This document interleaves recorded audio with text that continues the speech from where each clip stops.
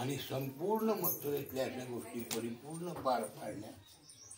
आणि लक्षात निमित्त काल यवनाचं केलं.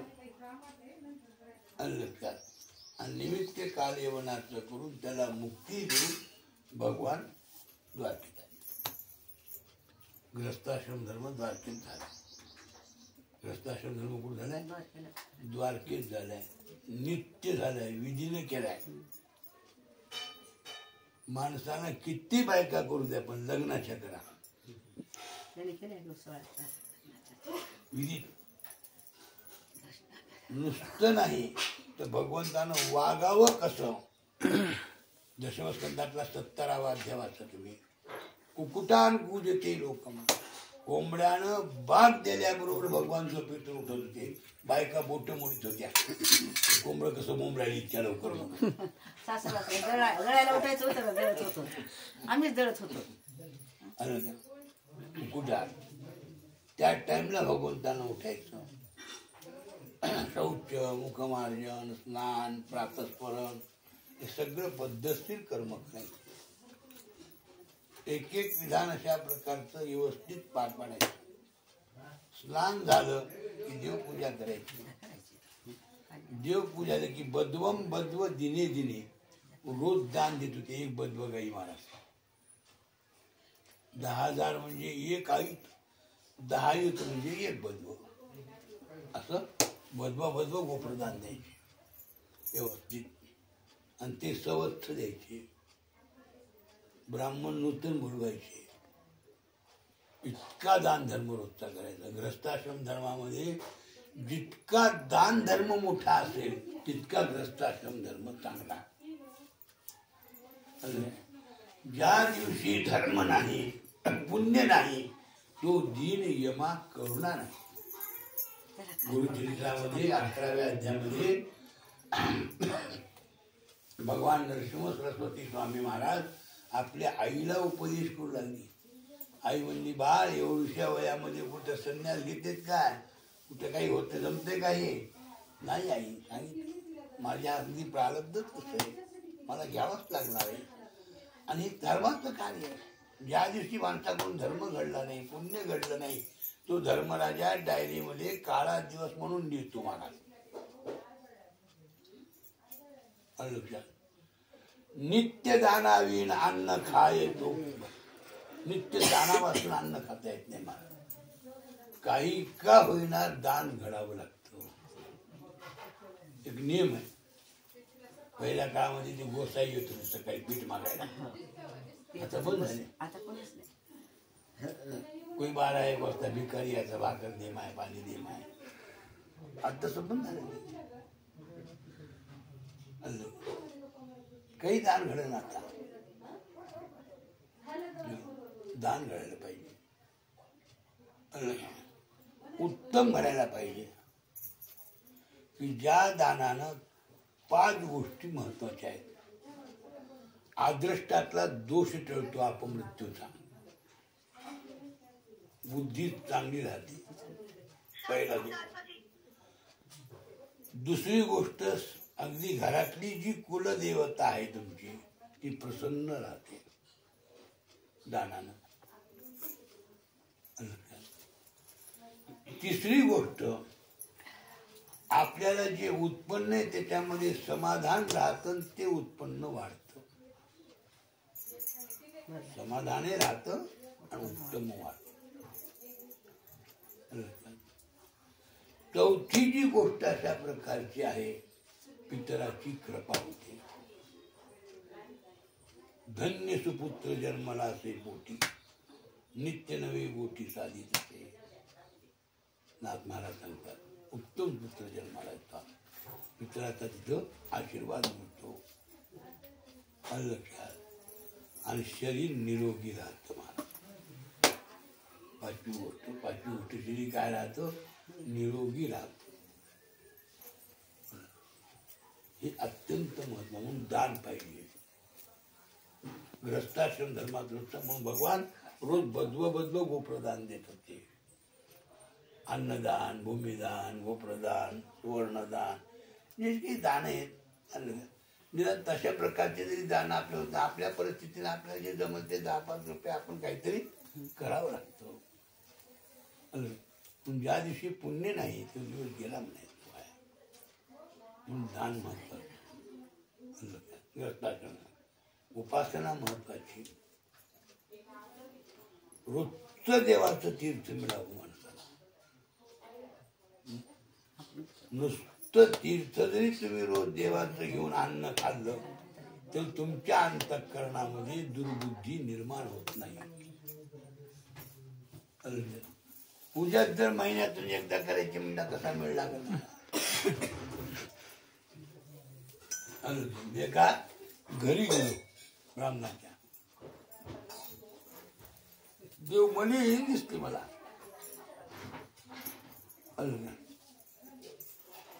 कसं आज पूजा झाली नाही का म्हणून तुमची त्याला किती आता करतो मला कधी कधी करतो. मला रोजच्या 5 पूजा आहेत म्हणला बाहेरच्या. घरची कधी कधी करतो. बाहेरच्या 5 ब्राह्मणाला पूजा करायची तर कधी कधी बाहेरच्या 5 पूजा आहेत म्हणला. कोणाला थकून जातो म्हणला, कधी आठवण राहत नाही. आता मला बाहेरच्या पूजा तुला 100 रुपये महिना देतात म्हणून त्या देवाला तो पाणी घालतो आणि घरचं कुलाचं रक्षण करते आणि तिला तो अशा प्रकारचं काही बघत नाही. देव पूजेवी अन्य काय जमत नाही. भ्रष्टाचार धर्माचे नियम आहे लक्षात. आणि ह्या गोष्टी भगवंत स्वतः करत होते. आचरणात दाखवून दिलं लोकायला. रोज कुठलं ना कुठलं तरी वाचन करायचं भगवंतानं. लक्षात. कुठल्याही ग्रंथाचं वाचन करायचं. लक्षात. कुठं ना कुठं तरी काहीतरी संगती म्हणजे आपल्या लेकरा बाळामध्ये बसायचं, हसून खेळून एखादा अशा प्रकारचं गोष्ट करायची, विनोद करायचा, हास्य करायचं. हे सगळे जे काही गोष्टी नियम आहेत लक्षात. आणि ते अत्यंत मोलाचे नियम आहेत महाराज. हे भ्रष्टाचार धर्मामध्ये सांभाळायला नाही. नियम सांभाळले तर पोरं उलटून बोलतात, अपमानानं जगावं लागतं. हे उत्तर देतात. तिचं उत्तर काय आहे? पोरं उलटून बोलतात, अपमानानं जगावं लागतं. आसुरी संपत्तीचे भोग तयार होतात. काय समाधान मिळतं? तुम्हाला भगवंतानं जे काही दिले ते सगळं तुम्ही सारून बाकीचं करा, उत्तर तुम्हाला कमी पडणार नाही. भ्रष्टाचार धर्माचे नियम आहे. दान धर्म व्रत तप इष्ट मित्र स्वजन हे सगळ्या गोष्टी विधिवत पार पाडाव्या लागतात. नाही मी नुसता भाजन करतो, मी कोणा सोयऱ्याकडे जात नाही, कुठे पाणी प्यायचं जमत नाही रे बापू. जावं लागतं, करावं लागतं. बरेच माणसं सांगतात मी तेरवीचं खात नाही. बरेच सांगतात माणसं, बरेच माणसाची नेहमी वास्तूचं खात नाही, तेरवीचं खात नाही. बोलतात हे चूक आहे, फार दोष आहे न खाणं. म्हणजे कसं अन्न खाव की मग कसं म्हणजे तुमच्या सोयऱ्याचं खात नाही तुम्ही? नाही खात नाही तर तुला नका खाऊ. आम्हाला कसं का लसण घाल, कांदे घाल, काय तिकडे घाल, काही कांदा असतो की लसूण कसा पैसा, काय पैसा बापाचा कुठला आलेला काय. याला हे विचारलं काय? आसुरी संपत्तीचा असल्याने अवास्तू केला, काय करायचं त्याला? म्हणजे पितृदोष जे घरात होतं ते येणं होतो ना, त्याला कळायला पाहिजे घालू की न घालू म्हणून. पितृदोष होतो, संतती वाईट होती, संततीची बुद्धी भ्रष्ट होती. हे पितळाचा शाप आहे ना. कुठले लेकर ऐकायले नीट? आता कुठले काम व्हायले? मायबापाच्या आधी लेकरू मरणं कुठला दोष आहे? हेच दोष आहे. जो 1500 गावातलं मी बंद केलं हे महाराज. 1500 गावातले बोलू लागले मी. कार्यक्रमात सांगून सांगून सांगून सांगून खा म्हणलं, तुम्हाला पाप लागलं तर मी जिम्मेदार आहे म्हणलं, बघा अनुभव घेऊन. काही गेलं नाही करते, खेटले घालून मग देवाला पायात चप्पल घालून देवाला गेलं जमत नाही. मग ते जाणं बसा. चातुर्मास्यामध्ये तीर्थयात्रा केली देवाला आवडत नाही. चातुर्मास्यात कुठल्याही तीर्थाला जाऊ नये, ते जमतं तुम्हाला. आणि फक्त हेच खायला जमत नाही. लक्षात काही त्याच्यामध्ये आपल्या श्राद्ध संकल्पामध्ये श्लोक आहे महाराज. मातृवंशे मृतायच पितृवंशे तथैवच गुरु शशुर बंधूनाम एचान्नी धर्म बांधवा. इतक्यांच्या कुळातलं जर तुम्ही नाही खाल्लं तर ते धर्मपिंडामध्ये येतात आणि दूषित ठरतात. काय करतात? दूषित. फक्त खाता येत नाही एकच, अपघातानं आत्महत्या केलेल्या माणसाचं. ज्यानं आत्महत्या केली जाणून बुजून त्या माणसाचं मात्र खाता येत नाही, हे शास्त्र आहे त्याला.